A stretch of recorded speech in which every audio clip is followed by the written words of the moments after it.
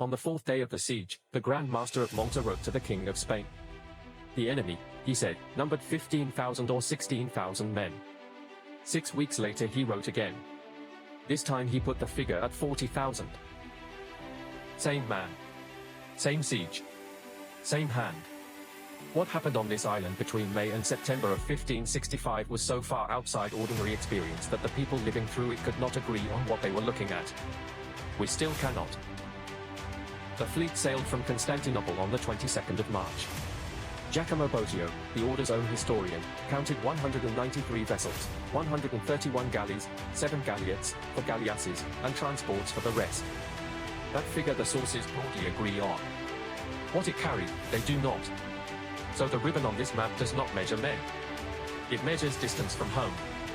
Every mile the fleet moved west was a mile further from the dockyards, the powder mills and the grain of the Ottoman heartland, and the ribbon widens to show it.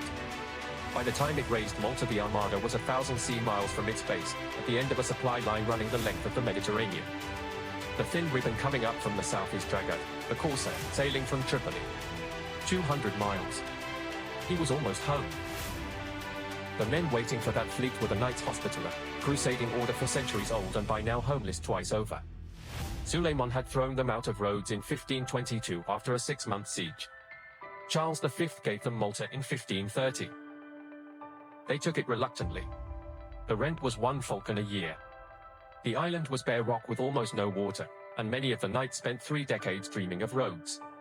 But its position, dead center of the Mediterranean, made it worth holding. They turned it into a naval base and preyed on Muslim shipping. In 1551 the corsair Dragut sacked Gozo and carried off virtually its entire population, some 5,000 people, into slavery. In 1560 an Ottoman fleet destroyed half the Spanish navy off Derba. The sea now belonged to the Sultan. Then in 1564 the order's most notorious captain, Brongas, took a merchantman belonging to the chief eunuch of the Sultan's household, along with the governors of Cairo and Alexandria. It was the pretext Suleiman wanted. By the year's end he had resolved to destroy the knights entirely. The Grand Master was Jean Parisot de Valette, elected in 1557, and by early 1565 his spies in Constantinople had told him what was coming. He harvested every field on the island, including the unripe grain, and poisoned the wells with bitter herbs and dead animals. His defenses were 3 forts. St Angelo at the tip of Bergu, St Michael on the Senglea promontory beside it, and St Elmo, alone on the rock at the seaward end of Mount Siberis. The last 2 had been thrown up in 6 months, 13 years earlier. The Armada was sighted at dawn on the 18th of May. It did not land. For 2 days it worked along the coast, then anchored in the bay at Marsaxlop, 6 miles from the Grand Harbour. On the 21st the first attacks came in against Bergu. To understand the next 4 months you have to understand one ridge. Mount Siberis runs out into the sea and divides 2 deep-water harbours. To the south, the Grand Harbour, with Bergu and Senglea inside it. To the north, Marsamzet. At the tip of the ridge, commanding the mouth of both, stands Fort St Elmo, a small star fort with a garrison in the hundreds. While St Elmo held, the Ottoman fleet could shelter in neither harbour. It lay at Marsaxlop, open to the Sirocco, 6 miles off over bare country. So the ribbon here measures the whole. Every gun, every barrel of powder, every biscuit had to be dragged 10 kilometres overland to reach the siege lines. Take St Elmo and that 10 kilometres becomes 1. That is the whole argument of the summer, and it is a question of geography, not courage. According to Balbai, who was there, the Ottoman command split over it. The Yoni Pasha, who ran the fleet, wanted St Elmo taken so he could anchor in Marsamzet. Mustafa Pasha wanted to ignore it and march inland on Dina. Mustafa gave way, believing the fort would fall in days. That belief is why the siege failed. Though it is worth saying we may have the story backwards. Letters from spies in Constantinople suggest St Elmo was always the first objective, and the quarrel was invented afterwards to explain the disaster. The guns opened on the 27th of May. 36 guns on the high ground reduced the fort to rubble inside a week. It went on standing anyway. Every night, under the walls, boats crossed the harbour from Bergu, taking off the wounded and bringing in powder, food, and fresh men to be killed the following day. On the 3rd of June the Janissaries took the Ravelin and the ditch. On the 8th the officers inside sent word that the fort could no longer be held. La Valette's reply was that St Elmo would hold until the relief came from Sicily. He was buying days with men. They bought 31. On the 18th of June, Dragut was killed in the trenches. Seton has him insisting a gun be aimed lower and being struck by debris when it fired into his own parapet. Boggio credits a lucky shot from St Angelo.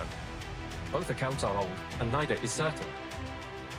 St Elmo fell on the 23rd of June, after 29 days of bombardment. Its defenders were killed almost to the last man, more than 1,500 of them. 9 knights were spared by the corsairs. A handful of Maltese got out by swimming the harbour under fire. Mustafa had the knights beheaded, their bodies nailed to crosses and floated across the water to Burgu. Valette beheaded his Turkish prisoners, loaded the heads into his guns, and fired them into the Ottoman camp.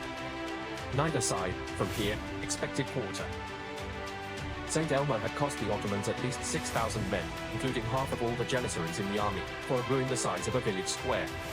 And it had cost them 31 days of a campaigning season that ends when the autumn gales come. So this ribbon measures time. Not men. The men are exactly what nobody can agree on. It measures the days left before the relief from Sicily was expected, 76 of them, from the fall of St Elmo to the 7th of September. Watch it narrow as the guns come round, onto the Corradino Heights, onto Santa Margherita Hill, onto the Calcara side, until Burgu and Senglea sit inside a ring of some 65 siege pieces. Balbai says 130,000 cannonballs were fired into those two towns. He is one man, and it is a very round number. In the first week of July, under cover of darkness, the galleys slipped the blockade and put a few hundred men ashore. They walked into Burgu at night. The Piccolo Soccorso, the small relief, changed nothing material at all, and it changed everything about how the defenders felt. On the 15th of July, Mustafa attacked Senglea from land and sea at once, hauling 100 boats overland to avoid the guns of St Angelo. A deserter had warned Valette. A 5-gun battery at the waterline waited until the boats were inside 200 yards. 2 salvos sank all but one. Over 800 men drowned in armor. On the 7th of August, the Ottomans breached the walls of Burgu and then, inexplicably, pulled back. A cavalry sortie out of Medina had burned their field hospital, and they took it for the relief arriving. The most famous moment of the siege belongs to the 20th of August. A mine opening the wall, and the 70-year-old Grand Master taking up a sword and leading the countercharge himself. You should know that Balbai's diary for that day mentions no mine, and Boggio mentions no attack at all. In Boggio's account, it was a panic. The townspeople saw Turkish standards, the Grand Master went to the wall and found nobody there, and gunners on St Angelo shot their own people in the confusion. The charge may be Ernle Bradford's, written in 1961. It is a wonderful scene. What is certain is that the assaults kept failing. A siege tower and an armored shelter were both destroyed by Maltese engineers, who tunneled out through the rubble and fired chain shot into them at point-blank range. By September, the Ottoman army was sick, and running out of summer. Mustafa marched on Dina, meaning to winter there. The city was almost undefended, so it opened fire at absurdly long range, a bluff of a garrison with powder to waste. It worked. He turned back. By the 8th of September, the guns were aboard the ships. On the 7th of September, Don Garcia de Toledo finally landed the Great Relief, the Gran Soccorso, at St. Paul's Bay on the north of the island. Most accounts put it at around 8,000 men. Some say 10. They had been promised since May. Mustafa began to re-embark, then learned from a deserter that he still outnumbered them, and turned back to fight. On the 10th, on the ridge at Naxxa, Alvaro de Sandi broke the Ottoman line and drove it down to the beaches. The second ribbon on this map is not an army. It is the clock, 72 hours, from the fight at Naxxa to the last sail dropping under the horizon on the 13th of September. For months to take one ruined fort. 3 days to lose the island. Valette built a fortress city on Mount Siberys where the Ottoman batteries had stood, and called it Valletta. 6 years later, Lepanto finished the myth of Ottoman invincibility. Though the historian Henry Sy argues Malta was never the hinge of Christendom at all. Only an empire reaching a mile too far.